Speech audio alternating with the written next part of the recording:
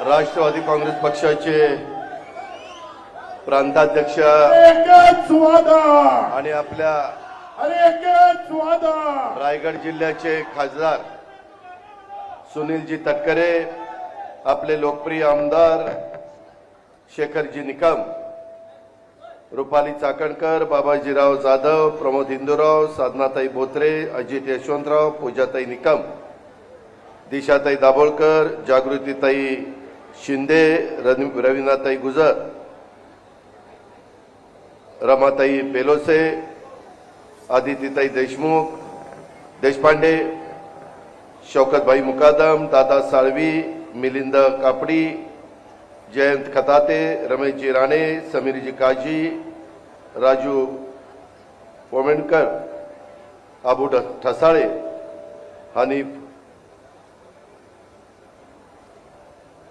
रिया कांबळी, सूर्यकांतजी खेतले, बाळू ढवळे, अमिनजी परकार, मिनलताई काणेकर, राजेश बेंडल, अजिंक्य आंबरे, अजय बिरवाटकर, श्रीयुत जोशी, संदीप राजपुरे, राकेश चाळके, उदय ओतारी, मुजीब रुमाने,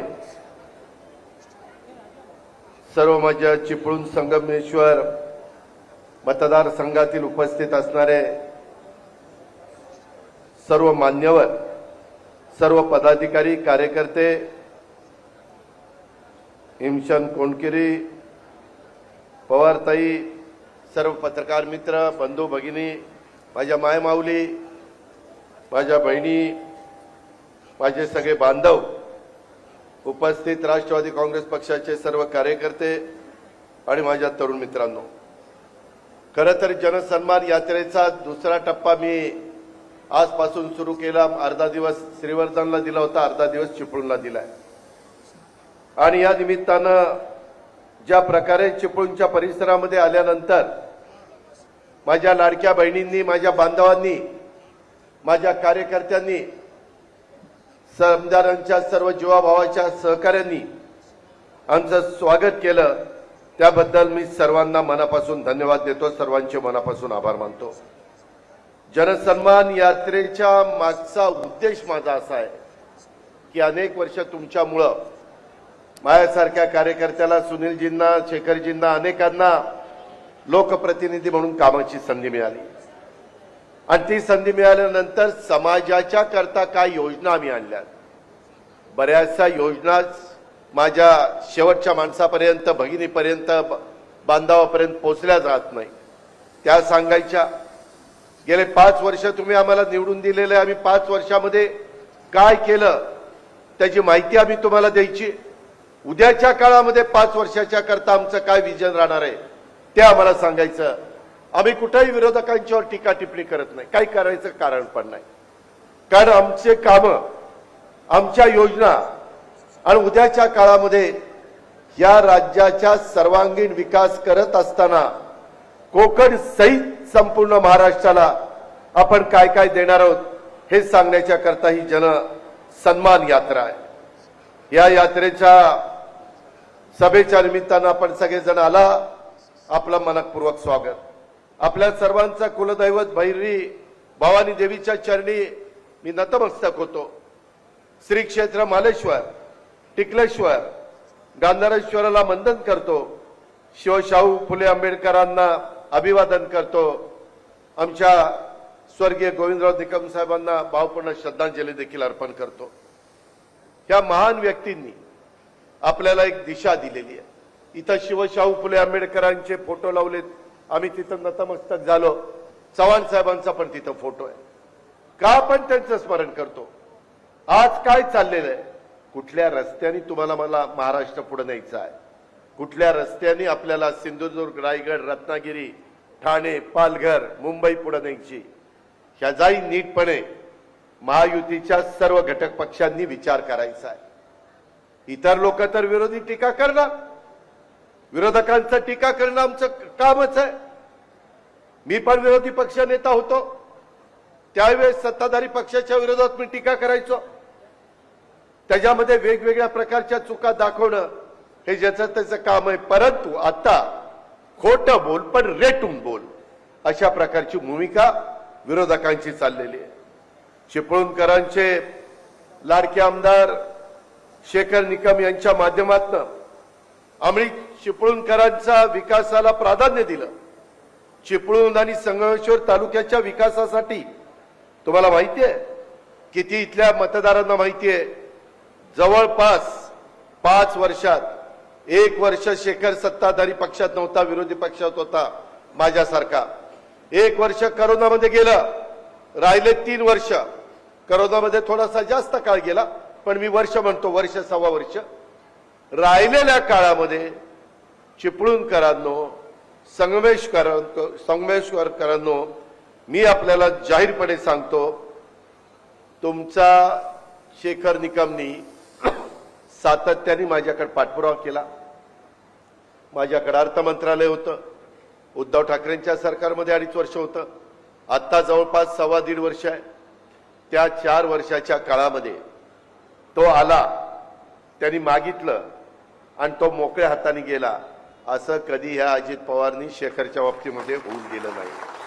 आज मी जे बोलतो ते महाराष्ट्राला माहिती आहे, ते पक्क बोलतो. आज त्यांनी केलेल्या कामाच्या संदर्भातली ही पुस्तिका काढलेली, त्याचं प्रकाशन झालंय. 2490 कोटी रुपयाची कामं ही माझ्या चिपळूण आणि संगमेश्वर मतदारसंघात केली. ही सगळी याच्यात लिहिलेली आहे. यामध्ये आजपर्यंत मला मागच्या आमदारांचा कुणालावर टीका टिप्पणी करायची नाही, पण आजपर्यंत जेवढे आमदार झाले त्यांचा आम्हाला आदर आहे, कारण आपलं सर्वांचं त्यांनी प्रतिनिधित्व केलेलं आहे. परंतु त्या सगळ्या आमदारांच्या मध्ये करोनाचा 5 वर्षाचा काळ असताना देखील, 1 वर्ष विरोधी पक्षामध्ये राहून देखील, जर कुणाच्या कारकिर्दीमध्ये सगळ्यात जास्त कामं झाली असेल तर हा पट्ट्या शेखर गोविंदराव निकम त्याच्या काळामध्ये झाली. हे आपल्याला विसरून चालणार नाही, नाकारून चालणार नाही. शेवटी आमदार कशा करता तुम्ही निवडून देता? तुमचा सर्वांगीण विकास करण्याच्या करता, तुमचे प्रश्न सोडवण्याच्या करता. स्वर्गीय गोविंदराव निकम साहेबांनी काढलेली सह्याद्री शिक्षण संस्था आज 24-25 हजार मुलं मुली शिक्षण घेतात. महाराष्ट्राच्या कानाकोपऱ्यातनं मुलं मुली इथे येत आहेत. त्याच्यामध्ये हायस्कूल असेल, पॉलिटेक्निक असेल, आर्ट सायन्स कॉमर्स कॉलेज असेल, ITI असेल, MBA असेल, त्याच्यामध्ये ऍग्रिकल्चर कॉलेज असेल, नर्सिंग कॉलेज असेल, जे जे काही करता येईल. आपल्यावर जबाबदारी वडील गेल्यानंतर फार महत्वाची होती, परंतु तुम्ही सगळ्यांनी त्याला आधार दिला, त्याला भरभक्कम आपण सगळेजण त्याच्या पाठीशी उभं राहिलो. त्याची पत्नी पूजाताईंनी त्याला अतिशय मनापासून साथ दिली. तुम्ही चिपळूणकरांनी साथ दिली, सह्याद्री शिक्षण संस्थेच्या सगळ्या सहकाऱ्यांनी साथ दिली आणि त्यामुळं शेखर आज इथपर्यंत पोहोचलेला आहे. आज शिक्षणाचं अतिशय उत्तम पद्धतीचं कार्य, प्रत्येकाला इथं ज्ञान देण्याचं काम, प्रत्येकाच्या आयुष्यामध्ये त्याच्यामध्ये कसं त्याला स्वतःच्या पायावर उभं राहता येईल याबद्दलचं काम त्या ठिकाणी शेखरचं चाललेलं आहे. एवढ्यावर नाही थांबला. प्रत्येक पावसाळ्यामध्ये माझं चिपळूण पाण्यामध्ये त्या ठिकाणी जायचं. सतत मला तो सांगायचे की दादा हे कधी थांबणार? त्याच्यामध्ये महापुरानंतर माझं चिपळूण कधीतरी, महापूर आलाय परंतु चिपळूणमध्ये पाणी शिरलं नाही, लोकांचं नुकसान झालं नाही, असं काहीतरी करा. वैशिष्ट्य नदीचा गाळ तुम्ही काढा. जलसंपदा विभागाची संपूर्ण राज्यातील यंत्रणा आम्ही त्या नदीमध्ये उतरवली. मी जलसंपदा खातं बघितलं, सुनील तटकरेंनी बघितलं, देवेंद्र फडणवीसांनी बघितलं. मी मागच्या काळामध्ये Konkan KIDC, MKVDC, GMIDC, TIDC आणि VIDC या महामंडळामध्ये वेगवेगळी मशिनरी घेतली. ती मला माहिती होतं आणि ती मशिनरी इथं लावली. डिझेल पेट्रोलला किती पैसे दिले? पहिले 10 कोटी रुपये दिले, कमी पडले, पुन्हा 5 कोटी रुपये दिले, 15 कोटी रुपयाचं डिझेल खर्च झालं. याचा अर्थ काम किती झालं बघा. तो सगळा गाळ वर्षानुवर्ष, पिढ्यानपिढ्या छत्रपती शिवाजी महाराजांच्या काळापासून ती वैशिष्ट्य नदी वाहती, त्याच्या आधीपासून जसं जग अस्तित्वात आलं तसं. परंतु नंतरच्या काळामध्ये गाळ साठत गेला आणि पाण्याचं वहन क्षमता कमी झाली. जे पाणी जोरात समुद्राला जायला पाहिजे ते त्या ठिकाणी अडथळा आला आणि म्हणून तो गाळ आपण काढण्याचं काम केलं. आणि त्याला 15 कोटी शेखरच्या मुळे मिळाले. आतापर्यंत जे जे मागितलं ते दिलं. मग इथले धरणं असतील, इथले पाझर तलाव असेल, चिपळूण शहराची 154 कोटीची ग्रॅव्हिटीची पिण्याच्या पाण्याची योजना असेल. 154 कोटी कशाला म्हणतात? आज ते आपण केलं का? तर तुमचं शेखर प्रतिनिधित्व करत होता. माझ्या चिपळूणचा प्रश्न सुटला पाहिजे, माझ्या त्या ठिकाणी संगमेश्वरचा प्रश्न त्या ठिकाणी सुटला पाहिजे. अशा प्रकारची भूमिका ही आम्ही सगळ्यांनी त्या बाबतीमध्ये स्वीकारली. आणि त्याच्यातून तीव्र धरण मधी तर ते तीव्र धरण फुटलं. अधिकाऱ्यांनी विचारलं काय झालं, म्हणले खेकड्याने फोडलं. ते जायला खेकडा धरण फोडतं, खेकडा धरण फोडायला लागलं तर आपलं दिवस निघायचं. काय झालं, ही काय एवढं बारकं धरण असतं खेकड्याने फोडलं? काही पण ठिकाणी सांगतात, हरकत नाही. त्याची चौकशी केली. तिथं राजेवाडी धरण पुनर्बांधणीचं काम, गॅबियन वॉलचं काम, शहरामध्ये नदी काठी संरक्षण भिंत उभी करण्याचं काम, रस्ते असू द्यात, पूल असू द्यात, त्याच्याकरता मोठ्या प्रमाणावर निधी देण्याचं काम, अजूनही काही कामांचे प्रस्ताव प्रलंबित आहे, परंतु तेही मार्गी लागतील. मी राज्याचा अर्थमंत्री म्हणून, राज्याचा उपमुख्यमंत्री म्हणून, एक राष्ट्रवादी काँग्रेस पक्षाचा कार्यकर्ता या नात्याने तुम्हाला माझ्या मायमाऊलींना, माझ्या बांधवांना सगळ्यांना शब्द देतो. मी शब्दाचा पक्का आहे. अख्ख्या महाराष्ट्राला माहिती आहे का अजितदादा एखादा वादा करत नाही, केला तर तो वादा निश्चितपणे निभावतो, अर्धवट सोडत नाही. त्या पद्धतीनं शेखरनी हातामध्ये घेतलेली कामं, कसल्याही प्रकारची संकट येऊ द्या, वेगवेगळी संकट येतात. माझ्या कोकणामध्ये चक्रीवादळाची संकट आली, वेगवेगळ्या पद्धतीने वादळ झाली, वेगवेगळ्या अडचणी आल्यात. काही भागामध्ये गारपीट झाली, काही भागामध्ये अतिवृष्टी झाली, काही भागामध्ये दुष्काळ पडला, काही भागामध्ये त्या ठिकाणी वेगवेगळ्या नैसर्गिक संकट आली. संकटात डगमगायचं नसतं, पुन्हा आपल्या समाजाला उभं करायचं असतं. आपलं ते काम आहे. आणि त्या पद्धतीनं आपण चिपळूण आणि त्या ठिकाणी संगमेश्वरच्या परिसरामध्ये शेखर निकमच्या नेतृत्वाखाली काम करतोय. चिपळूणच्या दृष्टीने सगळ्यात महत्वाचा प्रश्न म्हणजे पुराचा.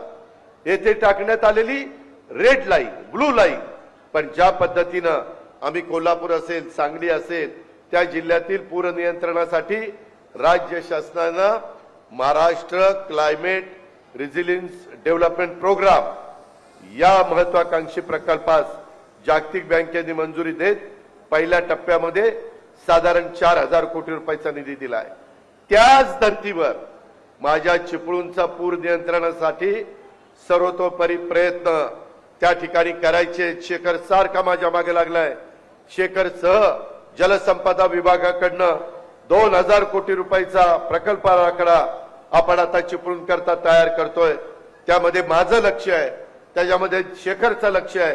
पूर रेषेच्या संदर्भात मी लवकरच बैठक लावणार आहे किंवा पहिल्या टप्प्यात मतदारसंघातील पायाभूत सुविधांच्याकडे लक्ष आम्ही दिलं. त्यामध्ये 2400 कोटी रुपयाची कामं आम्ही केली, 500 कोटीची कामं केली. आता पुढच्या टप्प्यामध्ये इथं कारखानदारी अजून आली पाहिजे, इथल्या तरुण तरुणींना काम मिळालं पाहिजे, इथं रोजगार मिळाला पाहिजे, पर्यटनाला चालना मिळाली पाहिजे.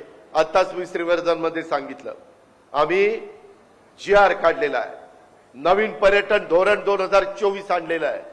त्याच्यात सगळ्यात जास्त फायदा माझा सिंधुदुर्ग, माझा रायगड, माझा रत्नागिरी आणि माझा पालघर आणि ह्या सगळ्या परिसरामध्ये झाला पाहिजे. 720 किलोमीटर लांबीचा समुद्र किनारा आणि निसर्गाने अशी उधळण आपल्या सगळ्या कोकणवर केलेली आहे. त्याचा पुरेपूर फायदा आज पुण्याची माणसं, आज वेगवेगळ्या भागातली माणसं इथं पर्यटनाच्या निमित्तानं येतात. त्याच्यातून त्यांनाही आराम मिळावा आणि माझ्या भागातल्या लोकांना रोजगार मिळावा. तिथं रिसॉर्ट व्हावेत, तिथं त्या ठिकाणी हॉटेल व्हावीत, तिथं चांगल्या प्रकारचं जेवण मिळावं, तिथं चांगल्या प्रकारच्या सुविधा देता याव्यात. म्हणून हे नवीन टुरिझम धोरण हे आपण त्या ठिकाणी आणलेलं आहे. हे क्षेत्र आता कृषी आणि पशुसंवर्धन, हे रोजगार, पर्यटन, कृषी आणि पशुसंवर्धन, कारखानदारी ह्याच्याकडे आता आम्ही अजेंडा. तुम्ही म्हणाल पुढचे तुमचं विजन काय? पुढचं विजन शेखरचं आमचं हे आहे की या सगळ्या टप्प्यामध्ये आपल्याला ही सगळी कामं त्या ठिकाणी करायची. हा आमचा अजेंडा आहे. मंजूर झालेली नवीन धरणं, दुरुस्त होणारे लहान पाझर तलाव हे सर्व झाले, तेथील पाण्याचा प्रश्न मिटेल. कृषीपूरक उद्योगधंद्याला देखील उद्योगाला त्याच्यातनं चालना मिळणार आहे. अशा पद्धतीचं आपलं काम आहे. घाबरू नका, खूप काही आपल्याला त्या ठिकाणी करायचंय. चिपळूणची ट्रॅफिक समस्या दूर करण्याच्या करता पेठमाप मुरादपूर पूल बांधण्याच्या करता 18 कोटी रुपये मंजूर केले. पुलाची कामं करत असताना अडचणी येतात. मधी काळ आला होता पण वेळ आली नव्हती, त्यामुळं हा पट्ट्यानं आपले काही कार्यकर्ते वाचले. झालं की नाही? 5-10 सेकंद अर्धा मिनिट इकडे तिकडे झालं असतं तर होत्याचं नव्हतं झालं असतं. परंतु कुठंतरी आपल्याला गोविंदराव निकम साहेबांचे आशीर्वाद आहे, आपल्याला कुलदैवत भैरी भवानीचा देवीचा आशीर्वाद आहे. त्याच्यामध्ये श्री क्षेत्र मालेश्वर असेल, मार्लेश्वर असेल, टिकलेश्वर असेल, गंधारेश्वर असेल, यांचे आशीर्वाद आहे. आणि शेखरचं काम आहे. एवढ्या समाजाला, एवढ्या लोकांना एक आधार देण्याचं काम, रात्रंदिवस त्यांचे प्रश्न सोडवण्याचं काम ते करतोय. त्याच्यामुळं काळ आला होता, वेळ आली नव्हती. वरच्याला वाटलं नाही अजून याला ठेवलं पाहिजे इतक्या लवकर नेता कामाने, त्याच्यामुळं तो आणि बाकीचे वाचले का नाही? हे खरं आहे, ते खरं आहे, ते खरं आहे, नाकारता येत नाही. त्याच्यामध्ये इथून पुढं चिपळूण शहरातले रस्ते असतील, खेळाचे मैदान असतील, प्राचीन तलाव असतील, वाहनतळ, गटार व्यवस्था आदींच्या करता 350 कोटी रुपयाच्या कामाला आपण मंजुरी दिलेली आहे. कोळकेवाडी प्रकल्पाचा नागरी सुविधा उभारण्यात बहुतांशी कामं आता पूर्णत्वाला आलेली आहे.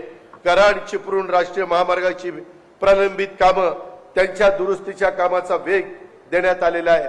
कोकण आणि माझा पश्चिम महाराष्ट्र याला जोडणारा चिपळूण कराड रेल्वे मार्ग या प्रकल्पाचा गती देण्याच्या करता देखील आपलं शासन सकारात्मक आहे.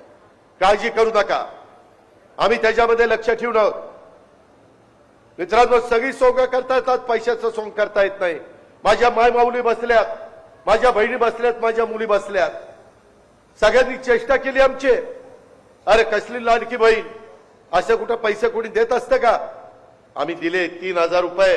किती बहिणींच्या अकाउंटला आले? हात वर करा बहिणींनो. हो का? एवढ्यांचे आलेत. सुनील तटकरे, राहिलेल्या बहिणींना पण ज्यांचं 2.5 लाखाच्या आतमध्ये उत्पन्न आहे त्यांनाही देणार. आदिती तटकरेकडे डिपार्टमेंट आहे, आपलीच मुलगी आहे. तिला सांगितलं आदिती काळजी करू नको, जे काही आपल्या बहिणी राहिल्यात, माय माऊली राहिल्यात, मुली राहिल्यात, त्या 21 ते 65 वयोगटातल्या त्यांना आपल्याला मदत करायची, आपल्याला त्यांना सबल करायचंय, सक्षम करायचंय. आताच मला पूजाताई सांगत होत्या, दादा एक बहीण आली, मला 1,500 रुपये मिळाले. मला बीपीच्या गोळ्या होत्या, बीपीच्या गोळ्या घ्यायला पैसे नव्हते, मी त्या 1,500च्या बीपीच्या गोळ्या आणल्या आणि माझं आरोग्य चांगलं करण्याचा प्रयत्न केला. मदत झाली नाही? अरे गोरगरिबांना आम्ही मदत करतो. मोठ्यांची मुलं सोन्याचा चमचा तोंडात घेऊन आलेली ही जण चेष्टा करतात. काँग्रेसवाले म्हणतात आम्ही बंद करू. काय तुमच्या बापाच्या घरचं बंद करायला? अरे हा जनतेचा पैसा आहे. मला बाप काढायचा नव्हता, तुमच्या वडिलांच्या घरचं आहे. याचा विचार करा, ही काय पद्धत आहे? अरे आम्ही देतो, तुम्ही इतक्या वर्ष राज्य सरकार, आम्ही पण मध्ये होतो, मी होतो, तटकरे होते, परंतु त्यावेळेस आम्हाला नाही जमलं. यावेळेस 10 वर्षाचा अनुभव होता अर्थसंकल्प सादर करायचा. काय माझ्या माय माऊलीला, जिला कुणी घरामध्ये तिच्याकरता पैसा देत नाही, देतात तिच्या कुटुंबाकरता देतात, तिला काहीतरी अपेक्षा असती ना, चिपळूणच्या बाजारामध्ये जाऊन काहीतरी मी घ्यावं, काहीतरी माझ्याकरता खर्च करावं. तिला जीव नाही, तिला मन नाही, आणि म्हणून आम्ही हे सगळं केलं. आज मी महाराष्ट्रामध्ये जनसन्मान यात्रेच्या निमित्तानं फिरतो. आज मुख्यमंत्री लाडकी बहिणीच्या निमित्तानं मुख्यमंत्री, दोन्ही उपमुख्यमंत्री फिरतात. अक्षरशः माझ्या माय माऊलींच्या चेहऱ्यावर आनंद पाहायला मिळतो, उत्साह पाहायला मिळतो, हसरा चेहरा पाहायला मिळतो. आम्हाला तेच पाहिजे. आणि आम्ही कुणाला दिलं? गरिबांना दिलं. गरिबाला द्यायचं नाही, सगळ्या जाती धर्माच्या महिलांना दिलं. मागासवर्गीय, आदिवासी, अल्पसंख्याक, बहुजन, ओबीसी, भटके सगळे फक्त 2.5 लाखाच्या आतमध्ये उत्पन्न असलं पाहिजे. काय चुकीचं केलं? आज 46,000 कोटी रुपयाचा पैसा दरवर्षी महाराष्ट्राच्या वेगवेगळ्या दुकानामध्ये येणार आहे. महिला काही ना काही घेणार ना, तो पैसा बाजारात येणार ना, त्यांना अर्थचक्र फिरणार ना, छोटे मोठे धंदे पण चालणार ना. अहो काही काहींनी त्यांच्या स्वतःच्या कामाकरता काही रॉ मटेरियल घेण्याच्या करता, एक बहीण म्हणली दादा मला रक्षाबंधनाचा कार्यक्रम आला, मी राख्या बांधण्याच्या करता, राख्या तयार करण्याच्या करता वेगवेगळे दोरे आणि बाकीचं आणलं, 1,500 आणलं, त्याच्यातनं राख्या बनवल्या आणि राख्या बनवून विकल्या, तिला 20,000 रुपये मिळाले. 1,500चं मटेरियल, रॉ मटेरियल त्याला आपण म्हणतो, कच्चा माल, आणि त्याच्यातनं तिनं 20,000 केले. महिलांना खूप काही कळतं, कारण ती भगिनी त्या घरामध्ये रात्रंदिवस राबती. सगळ्यात पहिली घरात कोण उठती? तुम्हीच उठता ना. आणि सगळ्यात शेवट कोण झोपता? तुम्हीच झोपता. आम्ही पुरुष माणसं आले की हा जेवण बिवण झाला, चला चला झोपा. अरे पण घर कोण बंद करणार? हाय ना बायको. आणि तू काय करतो? तू नुकता झोपा का?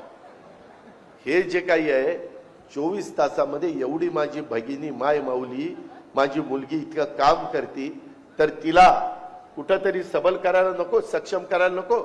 आणि काही जण कोर्टात गेले ही योजना बंद पाडायला. अरे कसले रे तुम्ही माणसं, विरोधक कोर्टात जावं. माझी तुम्हाला विनंती आहे, परत आपल्याला महायुतीचं सरकार आणावं लागेल. ही योजना पुढे पण 5 वर्ष आपल्याला चालवायची का नाही? चालवायची. त्याच्याकरता चिपळूण संगमेश्वरला घड्याळ आहे, घड्याळ.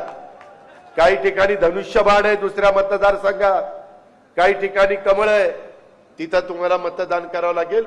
पुढे 5 वर्ष ही योजना अतिशय निर्विवादपणे चालवण्याचा निश्चितपणे तुम्हाला शब्द या सभेच्या निमित्तानं मी देतो.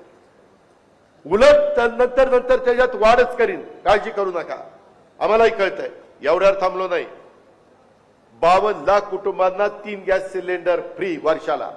आणि हे इतकं पारदर्शक केलंय, कुणाच्या हातातनं पैसे नाही, तहसीलदार, प्रांत किंवा आणखीन कुणी तो नाही देणार, आमदार खासदार नाही देणार. डायरेक्ट तुमचं लिंक कशाशी? आधार कार्डशी लिंक. आणि ते आधार कार्डशी लिंक असताना डायरेक्ट तुमच्या अकाउंटला पैसे, मधी कुठंही गळती नाही, फिरती नाही. तुमचे पैसे तुम्हाला कधी काढायचे तुम्ही ठरवायचं. काही जण म्हणाले पैसे आले ना 3,000 रुपये जुलै ऑगस्टचे दिले, काही म्हणले काढा काढा काढा, परत घेतील. अरे काय, अरे भाऊबीजेची बहिणींनी रक्षाबंधन केलेले, राखी बांधल्याची ओवाळणी कुणी परत घेतं का? अरे हा शिवशाहू फुले आंबेडकरांचा महाराष्ट्र आहे. तुम्ही काही बदनामी करता. मध्ये देखील लोकसभेच्या निवडणुकीच्या निमित्तानं असंच सांगितलं, संविधान बदलणार. अरे संविधानाच्या पुढे आम्ही नतमस्तक होतोय, संविधानाचा आदर करतोय. आणि कुणाल खोटं सांगितलं? मागासवर्गीय आदिवासींना सांगितलं संविधान बदलणार, आरक्षण काढणार, तुम्हाला समान नागरी कायदा आणणार, तुमच्या सगळ्या योजना काढून घेणार. अरे कुठं फेडाल हे पाप? का खोटं बोलताय? काय खोटं सांगताय? आता काही बोलत नाही.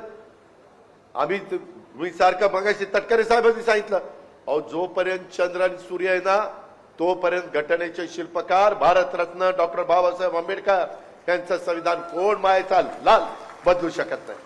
काळजीच करू नका. असे कितीतरी येतील आणि कितीतरी जातील, संविधान तिथेच राहील. त्या संविधानाने 18 पगड 12 बलुतेदारांना एकत्र ठेवलंय. सगळे आपण गुण्यागोविंदाने राहतोय. जातीय सलोखा राहायला पाहिजे. राष्ट्रवादी काँग्रेस पक्ष सर्व धर्म समभाव ही आमची भूमिका आहे. माझ्या वेगवेगळ्या समाजाच्या करता, जसं माझ्या मागासवर्गीयांना बार्टी काढलं, मातंग समाज म्हणाला आम्हाला अन्याय होतो, आमच्याकरता काही करा, त्यांच्याकरता आरटी काढलं. अल्पसंख्याक म्हणलं की आम्ही आहे का नाही, आमचा विचार करणार की नाही, त्यांच्याकरता मार्टी काढलं की नाही, या सरकारमध्ये मार्टी काढलं. 1,000 कोटी रुपये भाग भांडवल आपल्या मौलाना आझाद महामंडळाला दिला. 600 कोटी रुपये सरकारची गॅरंटी दिली. माझ्या ब्राह्मण समाजाच्या करता अमृत काढलं, बहुजन समाजाच्या करता सारथी काढलं, ओबीसी समाजाच्या करता महाज्योती काढलं. कुठल्याही घटकाला आणि आदिवासी समाजाच्या करता टाळटी काढलं.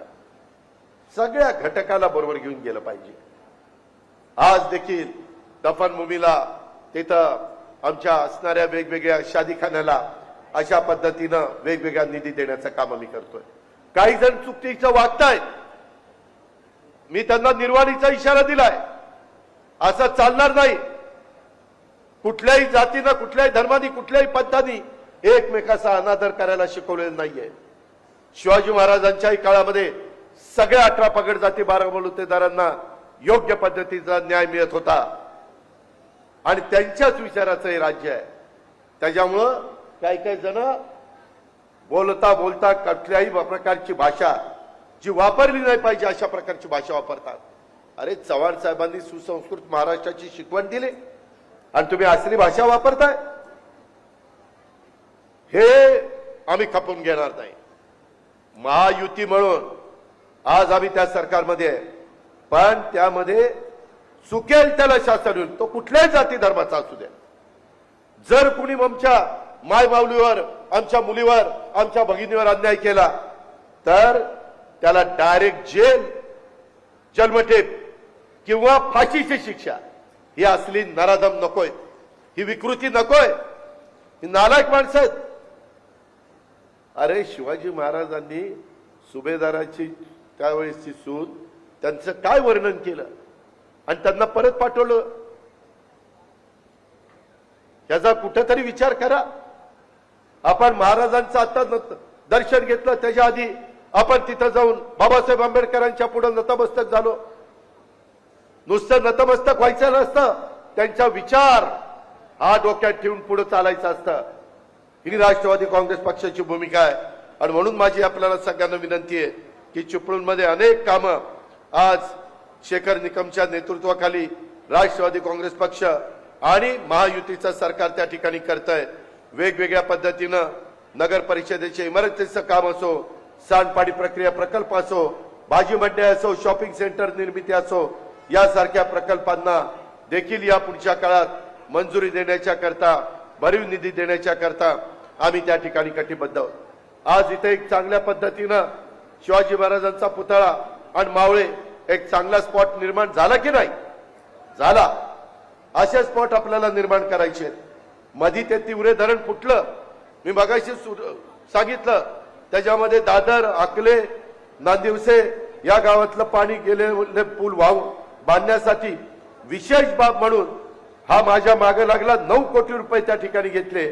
दुर्घटनाग्रस्त झालेल्या तिवरे लघुपाट बंधारे योजनेची पुनर्स्थापना करण्याकरता 62 कोटी 74 लाख रुपयाच्या कामाला आम्ही मंजुरी दिली.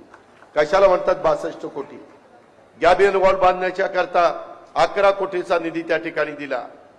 या वेगवेगळी कामं अशी आपण त्या बाबतीमध्ये करतोय.